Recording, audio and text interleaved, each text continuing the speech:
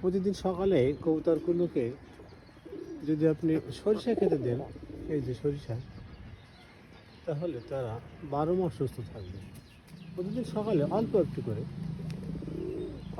সরিষা দিলে তারা সুস্থ থাকবে এবং রোগ প্রতিরোধ ক্ষমতা বাড়বে।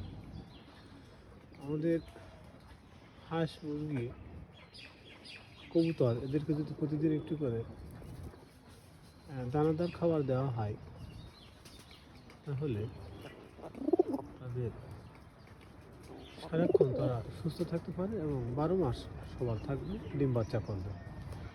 তাই আমাদের যদি কবুতর আছে, আমরা যারা কবুতর পালন করি, প্রতিদিন সকালে অল্প কিছু পরিমাণ তাদেরকে সরিষা খেতে দেবে।